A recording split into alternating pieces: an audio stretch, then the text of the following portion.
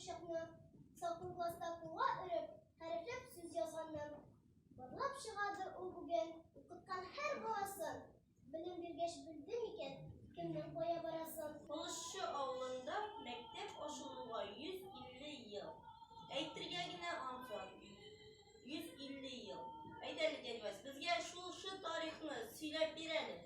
Bizning avulda 1700-yillar boshida to'g'ri og'a shirka bo'lgan, batюшка o'ris bo'lgan.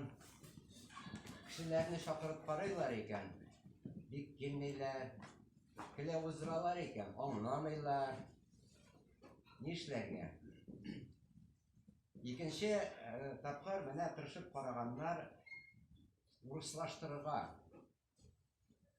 1750-60 yillarda Qozonda bo'lgan Luka Konashevich degan yepiskop.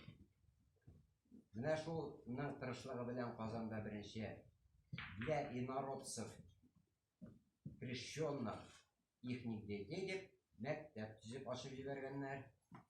O'qita boshlaganlar uruscha. Birinchi yilni 40 malay yig'ilgan bizning ovuldagi maktabga. Hozir o'qituvchi ekan bo'lgan. Binası ne kızık ne historiya.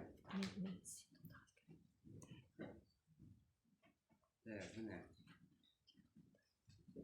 Nikolay Ilmeskiy Krashincha Tatarcha öğrengen bitinde alfabet işlegenler, tercüme etkenler, birinci kitapların barısında etkenler.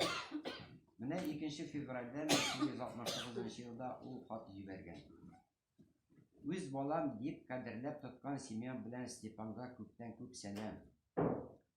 Семен бізге келіп, біздің білән Василий аға білән ойланышып қарағаннан соң, сөз мұңар қойышқан ейек.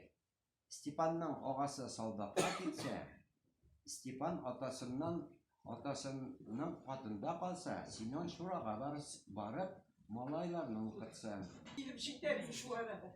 Aytamiz, şurada yoktum şurada, zabır şkolu buldu bu mevzuya. Mektep şumak bile şirmedi de mengülük buldu. Şunu okutuşuları buldu. Şuna başlasınlar.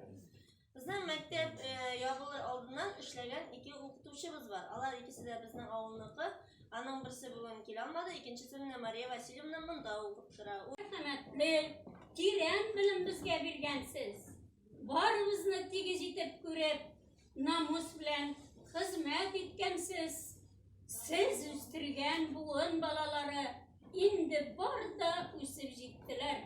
Okup çıgıp, tüplü bilim alıp, dürüs yolunu saylap üttiler. Siz mengi bizning bile birge saklanasız yürek türünde.